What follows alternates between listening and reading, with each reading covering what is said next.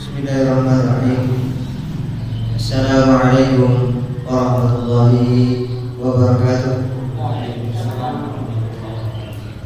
Innal hamdalillah nahmaduhu wa nasta'inuhu wa nastaghfiruh wa na'udzu billahi min shururi anfusina wa min sayyiati a'malina.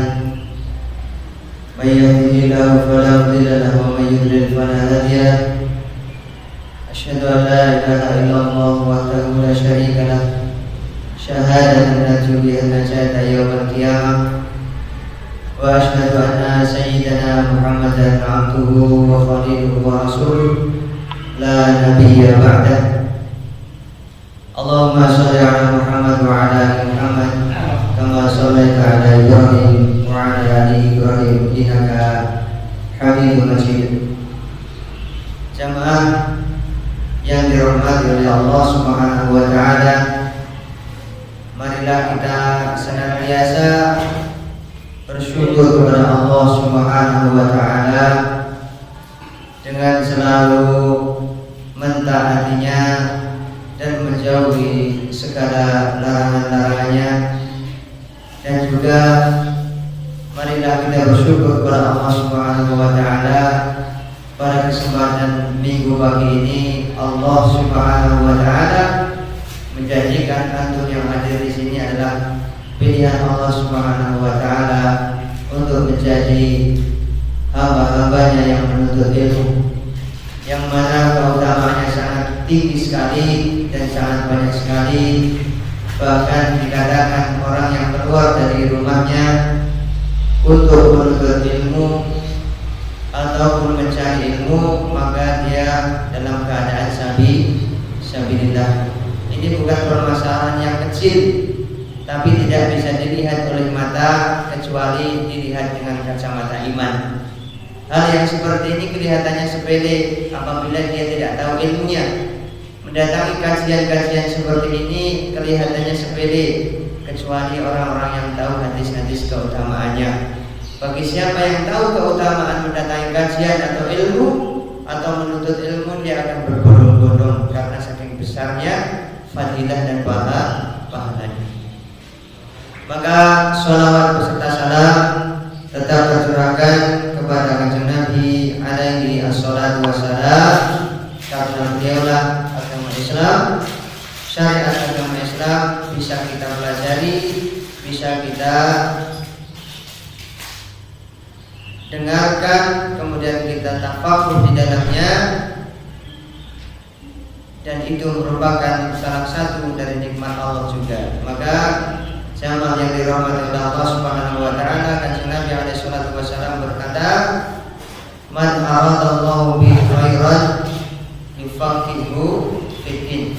Sapa wong sing dikehendaki Allah Subhanahu wa taala kebaikan atasnya, monggo Allah Subhanahu wa taala bakal maringi kefahaman piyambakipun kami hamba-hambapun tentang agama.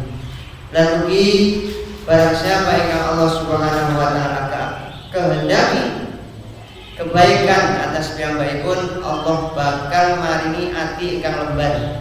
Artosipun napa? Diparingi ati lembar anggenipun nampa syariat agama Islam, boten kamputan. Kalau dibilang A, ingin diterima A, dan dibilang B, ingin diterima B kali syariat agami Islam. Ini maksudnya diparingi manah ingkang legowo nampi syariatipun Allah Subhanahu wa taala. Ini tanda salah setunggaling tondo tiang ingkang Allah kepingini kehendaki menjadi orang-orang yang baik.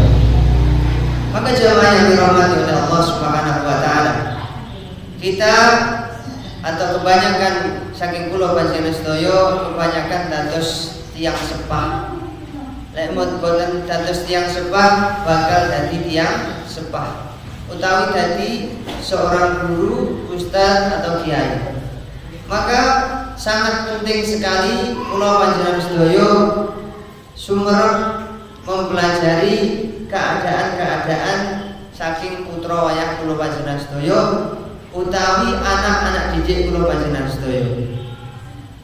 Ing pangajap anggen kula panjenengan sedaya nyumerepi punika bagaimana tindak lanjut selanjutnya mendidik anak, didik lan anak putra yang kula panjenengan sedaya sesuai kalian syariat agama Islam.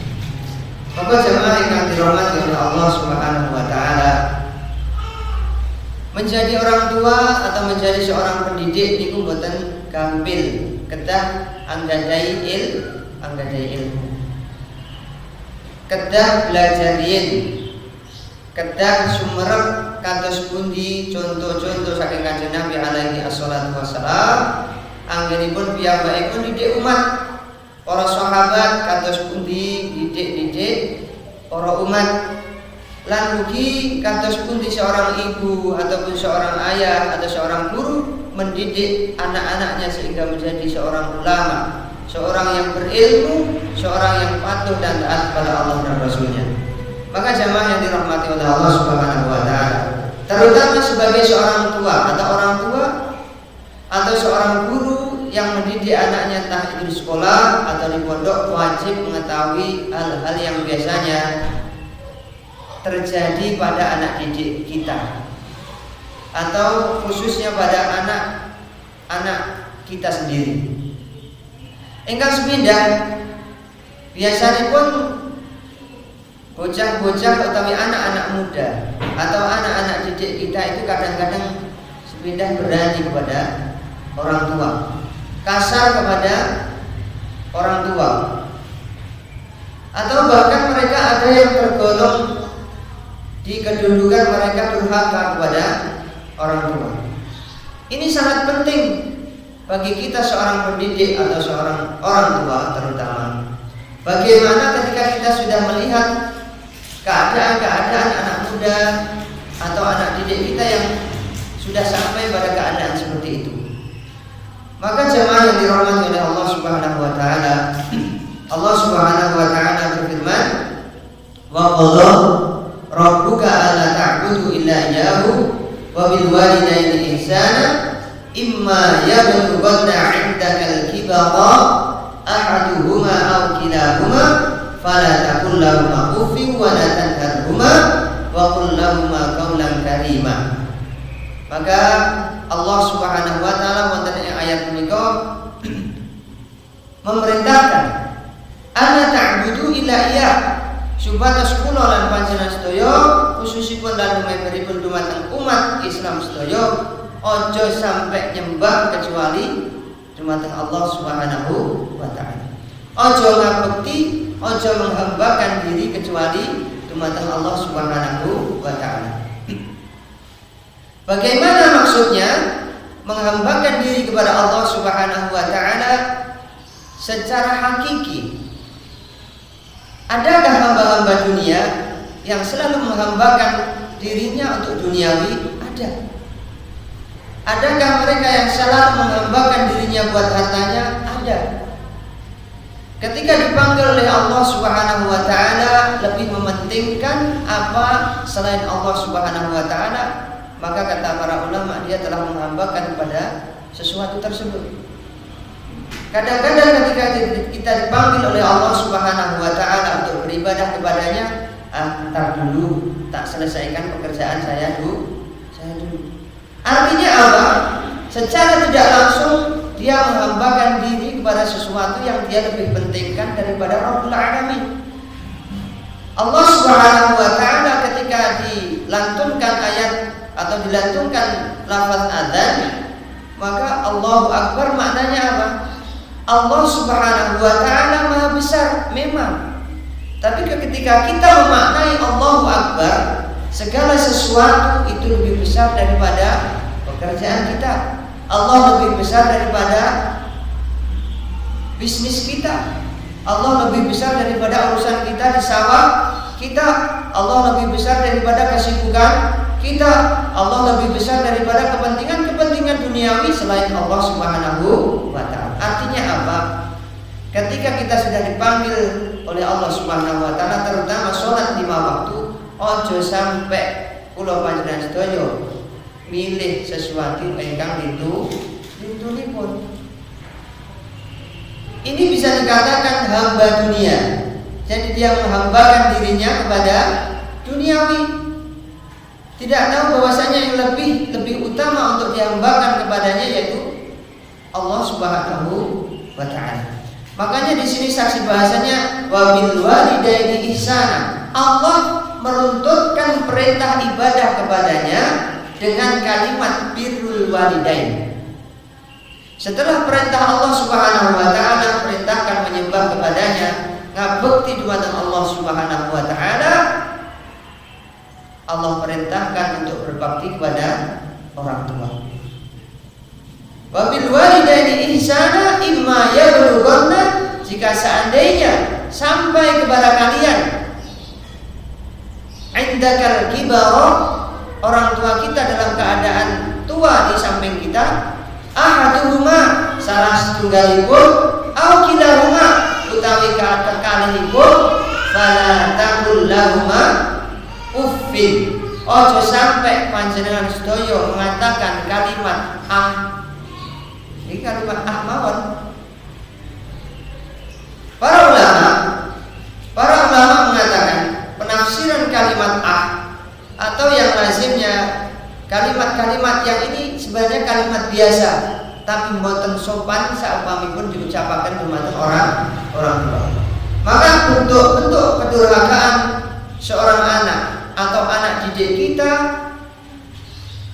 kata Mujahid rahimahullah, salah setunggalipun ulama salaf, seorang anak yang menahan tangan kedua orang tuanya, ini menahan tangan kedua orang tuanya yang hendak memukul dia, maka ini termasuk kedurhakaan, kata Mujahid. Kenapa?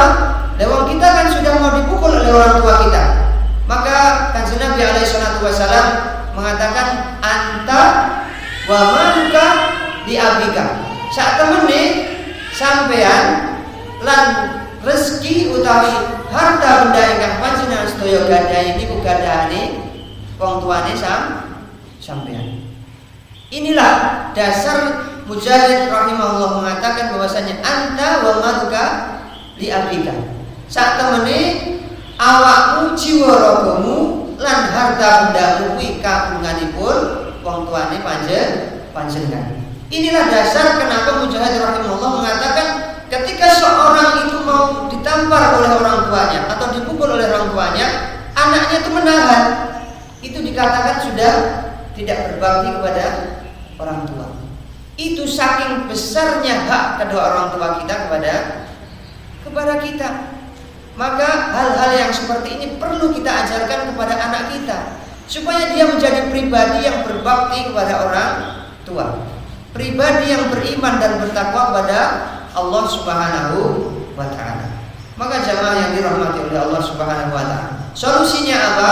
Ketika kita sudah melihat anak-anak sudah melampaui batas kepada orang tuanya, maka sampaikan ayat-ayat Allah Subhanahu wa taala tentang perintah berbakti kepada orang tua. Sampaikan hadis-hadis Kanjeng Nabi, pesan-pesan wasiat Kanjeng Nabi alaihi salatu wasallam untuk berbakti kepada orang tua. Maka tidak aneh anak SD, bahkan anak-anak yang masih kecil sudah berani kepada orang tua. Karena apa? Salahnya orang tua itu sendiri, tidak mendidiknya dengan baik, tidak mengajarinya tentang ayat-ayat Al-Quran, tidak mengajarinya tentang ilmu-ilmu agama. Akhirnya apa? Mereka berani kepada orang tua. Wa bil walidaini ihsana imma yablughanna 'indakal kibara ahaduhuma aw kilahuma fala taqul lahumā uffin wa la tanharhumā wa qul lahumā qawlan karīmā. Bermuamalah dengan orang tua dengan baik, mengucapkan kalimat-kalimat lembut. Kemudian apa? Kata Mujahid rahimahullah, boten termasuk sopan anak yang menatap orang tuanya dengan tajam. Istilah bahasa Jawa pun melototi wong tua. Memang kadang-kadang anak itu bersalah kemudian diseneni utawi dimarahi oleh orang tua. Anak balik melihatnya dengan tatapan yang tajam. Ini sudah termasuk tidak sopan, kata Mujahid rahimahullah. Maka begitu sangat detailnya syariat agama Islam memperhatikan bagaimana cara berbakti kepada orang tua. merunduk, bahkan sampai mau dipukul, dimarahi, jangan membalasnya. Bersabar untuk mencari keberkahan dari orang tua. Masya Allah, tabarakallah. Kemudian bentuk-bentuk dari kedurhakaan anak yang lain dikatakan oleh Ka'ab al-Ahbar. Beliau mengatakan, "Idza amaraka waliduka bi syai'in," menawi wong tuane panjenengan kok ngongkon panjenengan sesuatu, falam tuti'huma, lan panjenengan boten patuh dumateng wong tuane kalih panjenengan, faqad aqaqtal 'uquqa kullah. Kata Ka'ab al-Ahbar, menawi kula panjenengan sedaya dipun perintahaken oleh orang tua untuk mengerjakan suatu permasalahan, kok kula panjenengan sedaya boten patuh, kata piyambakipun telah berdurhaka kepada orang tua dengan kedurhakaan yang bermacam-macam. Masya Allah.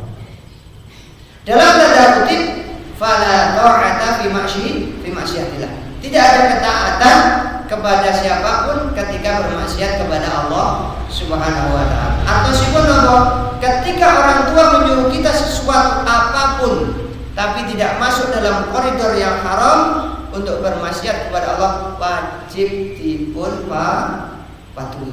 Ini masukkan hal-hal seperti ini, doktrin-doktrin seperti masukkan kepada hati seorang anak, maka insya Allah dia akan tercipta menjadi pribadi yang santun, pribadi yang soleh, pribadi yang solehah. Syukur-syukur lek dipun ajari menghafal Al-Quran artosipun. Penting menghafal Al-Quran, tapi lebih penting lagi ketika seorang anak paham isi Al-Quran dan mau mengamalkannya. Menghafalkan Al-Quran penting, tapi tidak kalah lebih penting lagi mengamalkan isinya. Jangan salah, menghafal semuanya dihafalkan, tidak satu ayat yang dikerjakan. Ini tidak lebih baik daripada yang satu ayat diambil bukan diamalkan. Jadi Al-Quran itu hudan, sebagai petunjuk, digunakan isinya untuk dasaran di kehidupan utawi dasar pakesangan kula panjenengan sedaya. Maka jamaah yang dirahmati oleh Allah Subhanahu wa taala, itulah yang pertama yang harus diperhatikan dalam era-era yang serba berkemajuan teknologinya seperti ini. Kita harus mengetahui bentuk kenakalan anak remaja, anak-anak didik kita. Yang pertama ketika dia durhaka kepada orang tua. Yang kedua apa? Yang kedua adalah ketika kita perhatikan berbagai hal yang terjadi kepada anak kita, yaitu mereka sering berpacaran. Anehnya, di zaman sekarang ini ketika orang tua melihat anaknya ketika sudah masuk remaja kok belum punya pacar, ditanya sama orang tuanya, "Duk, wis duwe pacar berdiri?" Aneh kan? Sesuatu yang sangat aneh tapi banyak yang terjadi. Jadi ketika anak itu belum mendapatkan pasangan ketika sudah SMP atau sudah masuk remaja, ditanya, "Sudah punya pacar apa belum?" Ini sesuatu yang aneh tapi dilakukan oleh orang tua sendiri. Dengan kemajuan teknologi, dengan kemajuan ilmu yang kita alami pada zaman sekarang ini, bahkan informasi-informasi yang dari mancanegara, bahkan sampai gambar-gambar yang tidak senonoh, itu bisa sampai kepada anak kita tanpa harus menunggu waktu, dalam hitungan detik sudah sampai. Jadi seorang orang tua, seorang pendidik jangan terlalu sayang kepada anaknya, semua difasilitasi.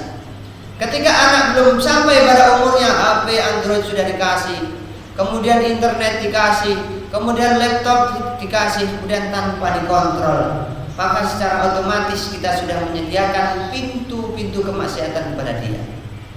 Bolehkah kita menggunakannya atau memberikan? Boleh, tapi diatur 10 menit sampai setengah jam plus disanding, ditemani.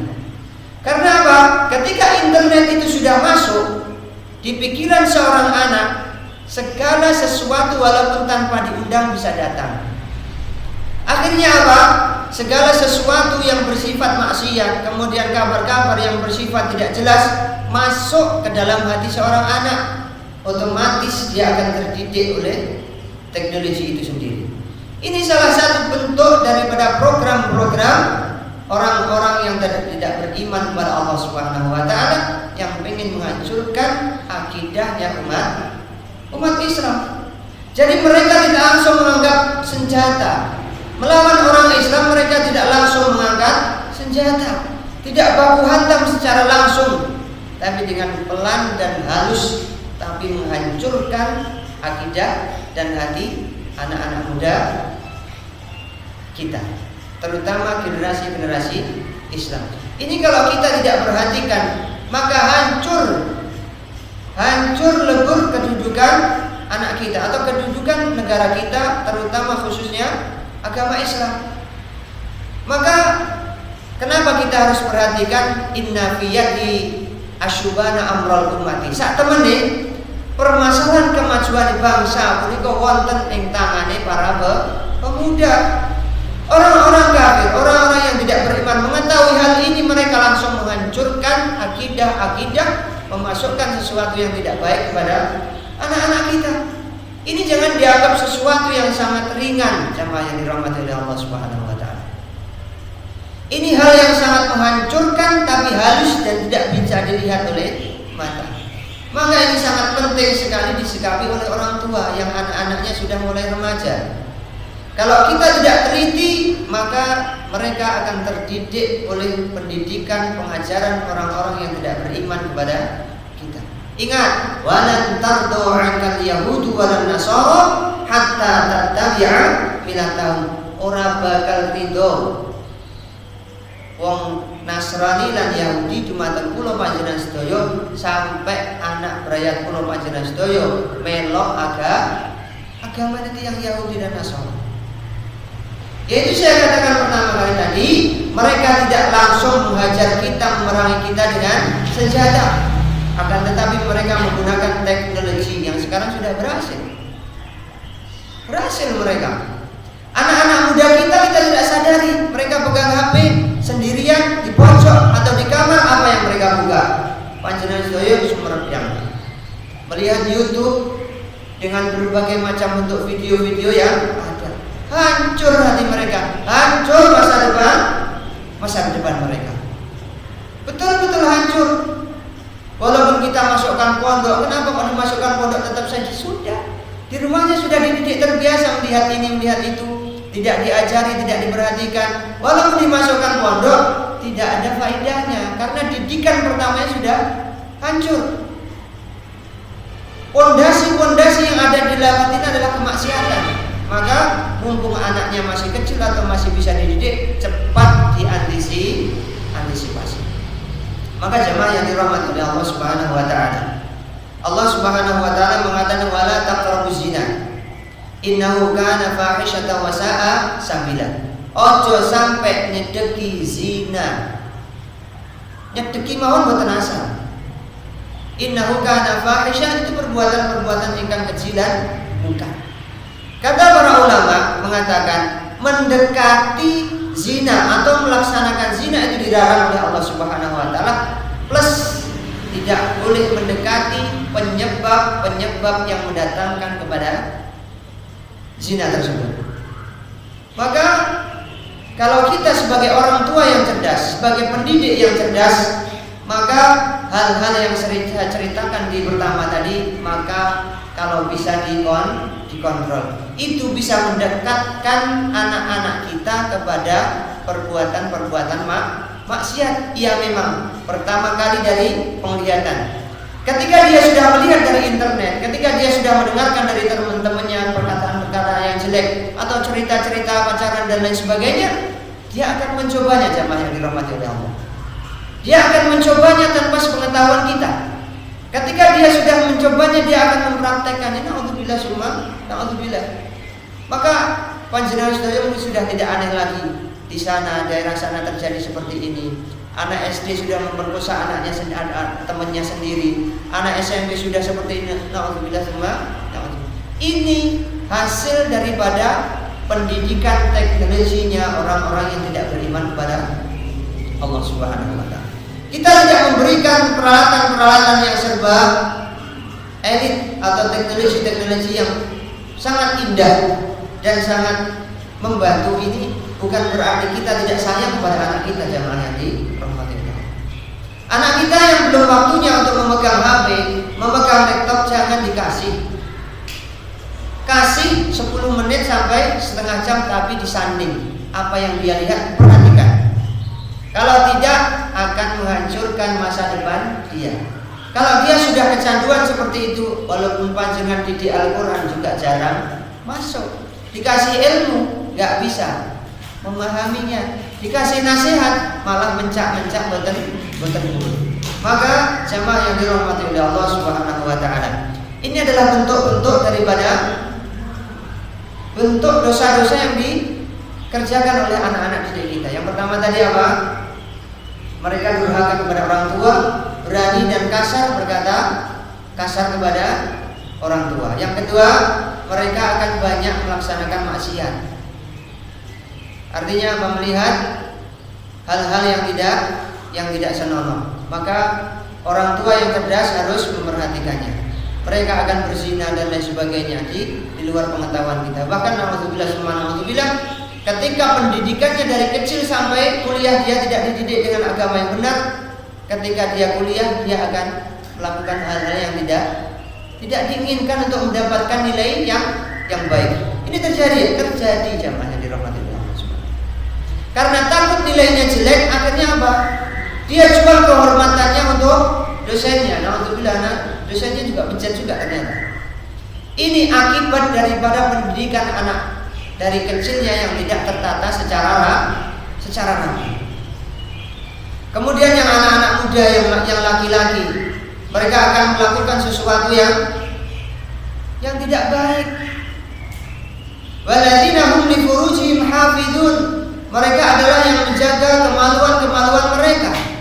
Mereka anak laki-laki yang tidak dididik dengan baik, tidak dididik dengan agama yang baik. Mereka ketika sudah jauh dengan orang tua, jauh dengan saudaranya, melakukan hal-hal yang tidak diinginkan, tidak mampu untuk menjaga kemaluannya, tidak mampu untuk menjaga kehormatannya. Akhirnya mereka melakukan hal-hal yang tidak diinginkan oleh syariat agama Islam, yang pada akhirnya membuat orang tua nebah dodo, menangis, kok anakku ngene, kok anakku dididik di pondok kok panggahe, kok berdoa kok malah nakal. Itu kesalahan kula panjenengan sedaya ingkang didik waktu kecil boten kanthi leres. Maka ini harus diperhatikan. Tidak kalah pentingnya mendidik ketika anak itu masih kecil. Maka al-ilmu fi sigari kan naqsi alal hajari. Menuntut ilmu di waktu kecil niku kados tiyang ingkang melukis di atas batu, aman, jarang melapuk. Beda dengan dididik ketika dia sudah besar, pondasinya sudah jelek, dididik dengan jarang masuk biasanya. Maka ketika anak itu masih kecil, solusinya cepat, didik dengan baik. Maka dia umpama orang-orang yang melukis di atas batu. Maka lukisan tersebut akan tersirat dan bagus sampai anak itu nanti besar dan kemudian menjadi anak yang soleh. Maka jamaah yang dirahmati oleh Allah Subhanahu wa taala. Selanjutnya apa yang harus kita perhatikan dari anak-anak muda kita dan khususnya pada anak kita, perhatikan sholatnya. Jangan sampai mereka sholatnya kok banyak yang bolong. Jangan sampai sholatnya banyak yang bolong. Ini permasalahan yang sangat urgen sekali sholat. Buniyal Islamu ala khamsin, syahadatu an la ilaha illallah, wa iqamis salati wa ita'iz zakat, wal hajjil baqi wa shaum Ramadan. Saat temane agama Islam niku dibangun atas gangsal perkawis. Sepindah syahadat kepada Allah Subhanahu wa taala dan Rasulipun ingkang dipun wastani syahadat tauhid dan syahadat rasul, ingkang kaping kalih wa iqamis shalah, mendirikan salat. Man aqamas shalah faqad aqamatin, wa man tarakas shalah faqad hadamatin. Sapa wong kok nindakake salat, mongko piyambake sampun mendirikan pilar-pilar berdirinya agama. Lan sapa wong ninggalaken agama utawi ninggalaken salat, piyambakipun sampun secara pelan-pelan menghancurkan rumah-rumah tersebut yang di dalam dan di atasnya adalah bangunan-bangunan syariat Islam. Artinya apa? ketika orang itu atau anak kita tidak melaksanakan sholat, secara tidak langsung akan menggerogoti keutamaan dan kehormatan agama Islam itu sendiri. Maka jamaah yang dirahmati oleh Allah Subhanahu wa taala, bahkan kanjeng Nabi alaihi wassalam memberikan rambu-rambu dalam pentingnya agama atau dalam pentingnya mendirikan sholat. Bainar rajuli wasyirki wal kufri as-shalah. Saat temene pembatas antaranipun seorang pemuda kalian kesyirikan lan ugi kekufuran niku namung salat. Faman tarakaha faqad kafar. Sapa wong ninggalke salate mongko piyambake kan jare Kanjeng Nabi sampun kafir utawi kufur dumateng Allah Subhanahu wa taala. Ini sangat penting jamaah yang dirahmati oleh Allah Subhanahu wa taala. Kenapa salat itu penting?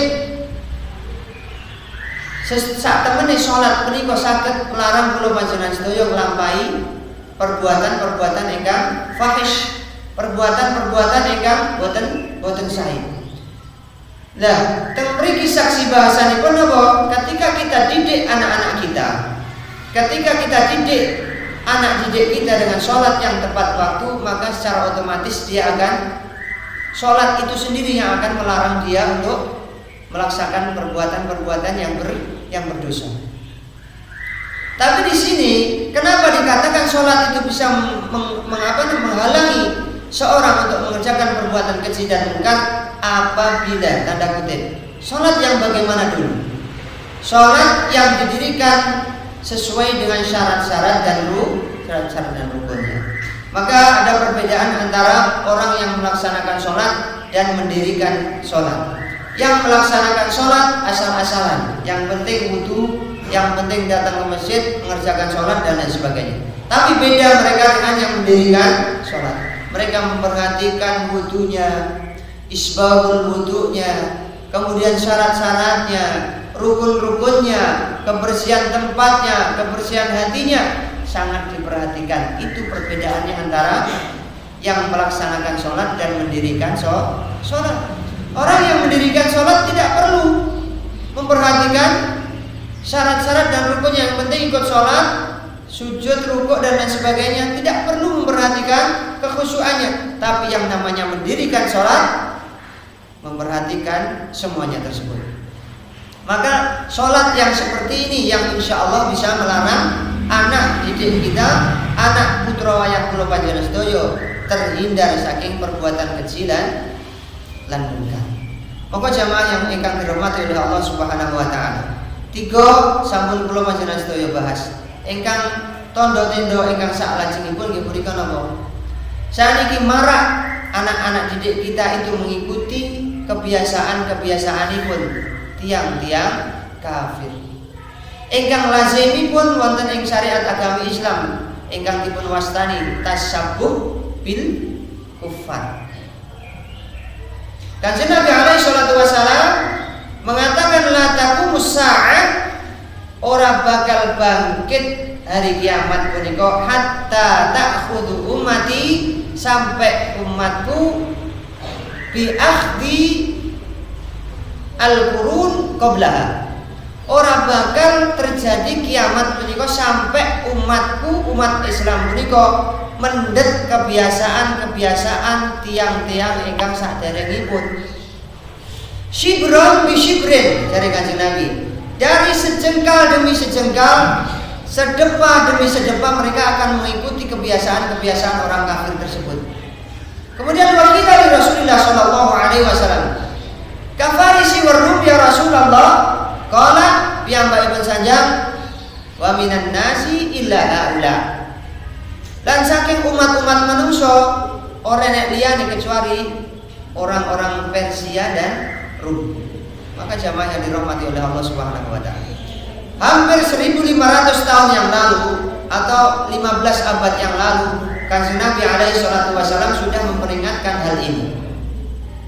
Orang bakal kiamat terjadi sampai umatku ngikuti kebiasaan-kebiasaan tiang Persia dan tiang Rum. Maka jamaah yang dirahmati oleh Allah Subhanahu wa taala, ini sudah 15 abad, maka kita harus hati-hati. Jamaah yang dirahmati oleh Allah Subhanahu wa taala. Ini membuktikan bahwasanya apa? Pentingnya mendidik anak kita, memperhatikan anak kita supados piyambake boten terjerumus dalam kebiasaan-kebiasaan orang-orang kafir, baik dalam segi berpakaian, baik dalam segi potong rambut, baik dalam segi kehidupan sehari-hari, pergaulan dan lain sebagainya. Maka ini sangat penting sekali kita perhatikan akan kepentingan anak-anak kita di masa depannya. Jangan sampai mengikuti orang-orang yang tidak beriman kepada Allah Subhanahu wa taala. Kemudian man tasyabbaha biqaumin fahuwa minhum. Kanjeng Nabi alaihi salatu wasallam juga memberikan nasihat kepada umatnya, sapa wong yang menyerupai utawi mirip-mirip kalih tiang-tiang ingkang boten beriman, mongko piyambake kelebet termasuk golonganipun. Man tasyabbaha biqaumin fahuwa minhum. Maka tidak aneh zaman sekarang celana sudah dipanjangkan, kemudian dibesarkan, baju sudah semakin sempit, yang perempuan pakai celana-celana yang pendek keluar ke pasar, masih pakai baju tidur belanja. Naudzubillah semua. Naudzubillah, ini bukan syariat agama Islam, jamaah yang dirahmati oleh Allah Subhanahu. Anak-anak muda pakai singlet, pakai celana pendek ke pasar beli dan lain sebagainya. Ini bentuk-bentuk akhlak yang tidak baik. Anak-anak didik kita yang kecil jangan dibiasakan seperti itu. Maka ini karena didikan dari anak-anak yang masih kecil, dibiasakan oleh orang tuanya pakai singlet, tidak dikasih kerudung, tidak dibiasakan belajar pakai kerudung, tidak dibiasakan pakai pakaian-pakaian yang tertutup. Akhirnya apa? Terbiasa. Kalau sudah terbiasa, ini masuk dalam perangkapnya setan. Syaitan itu tidak langsung mendidik mereka seperti, tapi dididik hawa nafsunya, dibiasakan untuk melaksanakan maksiat. Sehingga kalau dia sudah terdidik untuk melaksanakan maksiat, sudah tidak perlu diganggu lagi. Cerdas gak setan? Cerdas. Kalau kita tidak lebih cerdas daripada setan, maka kita kalah cerdas dengan dia. Maka dia mendidiknya atau mengganggu umat manusia dengan membiasakan hawa nafsunya. Maka nanti di bulan Ramadan hati-hati. Di bulan Ramadan meskipun setan itu sudah dibelenggu, ilmunya masih belum dibelenggu. Apa ilmunya? Dia dibiasakan, umat manusia dibiasakan dengan hawa nafsunya. Ketika dia sudah hawa nafsunya sudah terjerat, meskipun setan sudah terbelenggu, hawa nafsunya bermain samanya di Ramadan. Dia sudah terbiasa berbuat maksiat, maka tidak aneh di bulan Ramadan masih banyak yang berbuat maksiat. Lawang yang dibelenggu setannya. Hawa nafsunya dibelenggu tidak. Dia sudah terdidik oleh setan. Dia sudah dapat sertifikat dari didikan setan.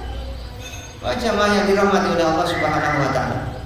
Maka salah satu ulama mengatakan innal musyabahata fil umuri dhahiriyah, sak temene menyerupai utawi mirip-mirip atau mirip-mirip menyerupai atau tasyabuh kepada permasalahan ingkang dhahiriyah. Secara zahir turisu tanasuban wa tasyabuhan fil akhlaqi wal amal. Ini yang paling bahaya. Ketika kita sudah menyerupai mereka dalam hal yang zahir, berpakaian, kemudian bermuamalah, kemudian bergaul dan lain sebagainya, akan mewariskan tasyabuh di dalam akhlak dan amal ibadah. Ini yang sangat berbahaya. Ini sangat berbahaya sekali. Ketika dia sudah terdidik dalam hal-hal yang zahiriyah yang kelihatannya tidak termasuk dalam koridor ibadah, maka dia akan mewariskan tasyabuh, menyerupai di dalam akhlak. Kalau sudah masuk dalam akhlak, sudah 1, 2, 3 tadi akan terbentuk dengan ini secara langsung. Bahkan tidak langsung ataupun secara pelan-pelan ini akan mendidik anak kita untuk menjadi seperti mereka. Maka al-musyabahah fi dzahiriyah itu dipegang dulu agar apa? Agar menyerupai dalam permasalahan-permasalahan yang zahir itu tidak mewariskan kepada anak kita untuk menyerupai akhlak-akhlak mereka dan amal ibadah mereka. Maka jamaah yang dirahmati oleh Allah Subhanahu wa taala, ketika 1, 2, 3, 4 poin tadi ada pada anak didik adik kita atau pada putra putri wayah kula panjenengan sedaya, maka Kanjeng Nabi alaihi salatu wasallam mengatakan anak kita dalam kesengsaraan. Kenapa? Kanjeng Nabi alaihi salatu wasallam mengatakan innallaha yabghudu kulla ja'dhariyyin jawadin. Allah Subhanahu wa taala boten remen, boten cinta dumateng tiang-tiang ingkang sombong. Biasanipun nek 1 2 3 4 wonten teng piyambake anak kula panjenengan sedaya biasanipun anggadhahi sifat sombong. Lan sifat sombong menawi wonten ing pribadine anak putra wayah kula panjenengan sedaya, Allah Subhanahu wa taala boten remen.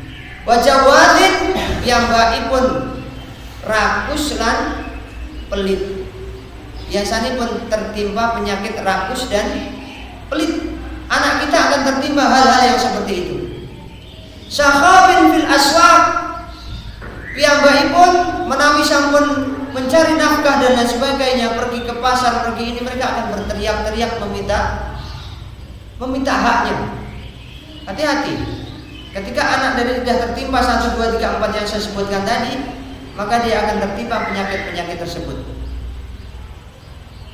Maka jamaah yang dirahmati oleh Allah Subhanahu wa taala, alimun bidunya, mereka akan pandai dalam mencari celah-celah mencari rezeki di dunia. Tapi jamaah yang dirahmati oleh Allah Subhanahu wa taala, Kanjeng Nabi alaihi wasallam mengatakan jahilun bil akhirah. Pandai dalam masalah duniawi tapi bodoh dalam masalah syariat agami Islam. Maka ini sangat penting sekali jamaah yang dirahmati oleh Allah Subhanahu wa taala. Kemudian setelah kita mengetahui berbagai permasalahan bentuk-bentuk dosa, bentuk-bentuk kesalahan yang biasanya dilaksanakan oleh anak-anak muda putra wayang kula panjenengan sedaya, maka pertama didik mereka dengan Al-Qur'an. Fahamkan mereka dengan Al-Qur'an. Kalau kita sendiri tidak paham dengan Al-Qur'an, bawa kepada ustadz atau kepada pondok yang bisa mendidik Al-Qur'an. Yang kedua, ajari mereka tentang hadis-hadis Kanjeng Nabi alaihi salatu wasallam, karena itu akan membentuk pribadi yang baik. Karena apa? Akhlaknya Kanjeng Nabi alaihi salatu wasallam Al-Qur'an. Akhlaknya beliau itu ada di dalam Al-Qur'an. Yang ketiga, ceritakan hikayah-hikayah atau kisah-kisah para nabi, kisah-kisah para sahabat, seperti ceritanya Aid Al-Qarn yang pernah saya ceritakan di pertemuan yang sebelumnya. Kemudian bagaimana ceritanya Aisyah, kemudian ceritanya istrinya Fir'aun, Asia, siapa namanya itu, seperti itu. Jadi diceritakan seperti itu. Bagaimana perjuangannya Abu Bakar, kemudian bagaimana perjuangan Umar dan Utsman dan Ali dan lain sebagainya. Ceritakan hal-hal yang seperti itu, maka faksus alaihimul qasasa la'allahum yahtadun. Maka ceritakan berbagai cerita-cerita para anbiya agar mereka bisa mengambil hikmah dan mereka mendapatkan hidayah Allah Subhanahu wa taala. Maka jemaah yang dirahmati oleh Allah Subhanahu wa taala, kita yang selanjutnya kembali kepada orang tua itu sendiri. Jangan sampai kita menyombongkan diri karena kita sudah menjadi orang yang soleh atau menjadi seorang yang baik. Bukan jaminan, jamaah yang dirahmati oleh Allah Subhanahu wa taala. Allah Subhanahu wa taala mengatakan, "Daraballahu mathalan lil ladzina kafaru imra'ata Nuh wa imra'ata Lut, kanata tahta 'abdaini min 'ibadina shalihaini fa khanatahuma falam yughniya 'anhuma minallahi syai'a wa qila udkhulan nar ma'ad dakhilin." Maka jamaah yang dirahmati oleh Allah Subhanahu wa taala, orang tua yang soleh, jamaah yang dirahmati, orang tua yang ahli Quran, orang tua yang rajin beribadah, bukan semata-mata jaminan untuk menjadikan anak menjadi anak yang soleh. Mau bukti jemaah? Ada di dalam surat Nuh yang barusan saya baca. Istrinya Nabi Nuh, istrinya Nabi Lut kurang soleh apa? Nabi Lut sama Nabi Nuh.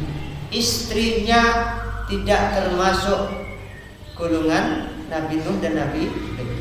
Karena tahta 'abdaini min 'ibadina as-salihaini. Kedua perempuan, kedua istri ini di bawah didikannya Nabi Nuh dan Nabi Lut. Kurang apa lagi? Jadi istrinya seorang nabi.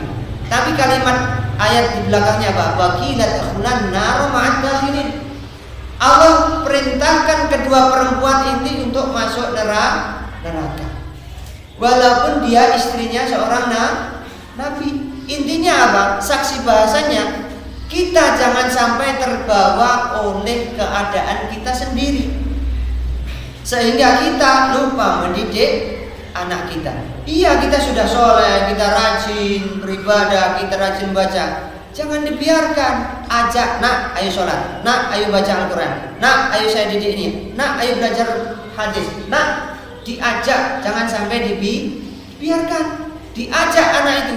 Jangan cuma, ya saya sudah belajar Al-Quran, saya sudah hafal Al-Quran, saya sudah belajar ini, belajar itu dan sebagainya. Anaknya dibiarin. Salah jamaah yang dirahmati oleh Allah Subhanahu wa Ta'ala. Bukan merupakan jaminan. Kemudian yang kedua, bukan jaminan juga orang tua yang tidak tahu apa-apa tentang agama tapi punya keinginan yang kuat, anaknya bisa menjadi orang yang soleh dan menjadi ahli Quran. Mau bukti jamaah yang dirahmati oleh Allah Subhanahu wa Ta'ala? Ayat selanjutnya. Daraballahu mathalan lil ladzina amanu imra'ata fir'aun. Contohnya adalah istri daripada Fir'aun. Kurang bengis apa Fir'aun? Kurang jahat apa Fir'aun? Bahkan waqala anna rabbukumul a'la. Fir'aun ini adalah salah satu orang yang mengatakan bahwasanya ana rabbukumul a'la. Saya adalah Tuhanmu yang sangat tinggi. Fir'aun. Tapi masya Allah subhanahu wa ta'ala, masya Allah tabarakallahu jalla fi'ala, dikatakan idqalat rabbi benili. Ini istrinya Fir'aun ini. Qalat rabbi benili indaka baitan fil jannah. Ya Allah, bangunkan saya rumah di surgamu. Istri Fir'aun ini beda dengan istrinya Nabi Nuh sama Nabi Lut tadi. Ini istrinya orang yang mengatakan saya Tuhan, berdoa kepada Allah Subhanahu wa Ta'ala, bangunkan saya surga, rumah di surgamu. Masya Allah tabarakallah. Maka jangan berkecil hati. Kita istrinya tukang beca, santai bro. Kita istrinya orang petani, santai. Ingat ceritanya daripada istrinya istrinya istrinya Fir'aun. Istrinya ini termasuk ahli surga. Maka jangan terlalu berkecil hati ketika kita melihat istrinya seorang ustaz, istrinya seorang kiai, istrinya seorang mubaligh, istrinya seorang bla bla bla dan sebagainya. Kemudian kita seorang petani, santai. Allah Subhanahu wa Ta'ala memberikan rahmatnya tergantung kehendak Allah Subhanahu wa Ta'ala. Contohnya siapa? Istri Fir'aun. Masya Allah. Wa najini min fir'auna wa amalihi wa najini minal qaumidz zalimin. Dia berdoa, selamatkan saya dari kejahatan suaminya sendiri dan dari kejahatan orang yang zalim. Intinya apa? Ketika kita menjadi orang yang baik, ajak anak kita untuk menjadi orang baik. Jangan pasrah diri. Saya sudah menjadi orang yang baik, anak saya akan menjadi orang. Tidak. Banyak anak kiai banyak anak ustadz yang rusak. Karena apa? Lupa, tidak dididik anaknya. Dia memperhatikan dirinya sendiri bagaimana menyampaikan bla bla kepada masyarakat. Anak istrinya sendiri tidak diperhatikan. Salah. Jamaah yang dirahmati Allah Subhanahu wa Ta'ala. Kemudian, ketika kita tidak punya ilmu dan lain sebagainya, hendaknya paling tidak punya keinginan untuk mendidik anak kita. Contohnya apa? Istrinya Fir'aun. Dia punya keinginan untuk menjadi hamba Allah Subhanahu wa Ta'ala. Dia punya keinginan untuk masuk surga. Kemudian apa? Wa Maryam ibnata Imran allati ahsanat farjaha fanafakhna fihi min ruhina wa saddaqat bi kalimati rabbiha wa kutubihi wa kanat minal qanitin. Contoh selanjutnya adalah Maryam. Maryam ibunya Nabi Isa alaihi salam. Beliau ini adalah perempuan yang thahir, perempuan yang bersih. Qadarallahu ma syafa'al. Beliau dikaruniai Nabi Isa alaihissalam tanpa suami. Itu urusan Allah Subhanahu wa Ta'ala. Wa Maryam ibnata Imran allati ahsanat farjaha. Dia salah satunya adalah yang menjaga kemaluannya. Intinya apa? Ini tazkiyah buat Maryam. Dan Al-Quran masih mengabadikan sampai sekarang, mengabadikan kesucian Maryam yang tidak pernah disentuh oleh laki-laki, tapi Allah Subhanahu wa Ta'ala taruh benih di dalam rahimnya, lahirlah Nabi Isa alaihi assalam. Wa ahsanat farjaha, fanafakhna fihi min ruhina wa saddaqat bi kalimati rabbiha, percaya kepada kalimat-kalimat Allah, kutubihi, dan kitab-kitab Allah Subhanahu wa taala, wa kanat minal qanitin, termasuk hamba-hamba Allah yang patuh dan taat. Maka jadilah seperti Maryam kalau bisa. Kalau tidak bisa, jadilah seperti istrinya Fir'aun. Kalau tidak bisa lagi, jadilah Khadijah. Kalau tidak bisa lagi, jadilah Aisyah dan istri-istri para nabi yang lainnya, atau Fatimah. Yang laki-laki berusahalah menjadi seperti Kanjeng Nabi SAW dalam beriman. Kalau tidak bisa, seperti Abu Bakar yang imannya kalau ditimbang dengan semua yang ada di muka bumi, baik yang sudah meninggal ataupun yang belum lahir, maka imannya Abu Bakar itu lebih berat. Atau kalau tidak bisa, jadilah Umar. Umar ini adalah disebut sebagai Faruq. Disebut sebagai Faruq. Dia bisa membedakan antara yang baik dan yang benar. Bahkan lafaz azan yang ada sampai sekarang ini hasil daripada Umar. Itu lafaz yang diusulkan oleh Umar radhiyallahu anhu. Kenapa dia disebut sebagai rajulun mulham?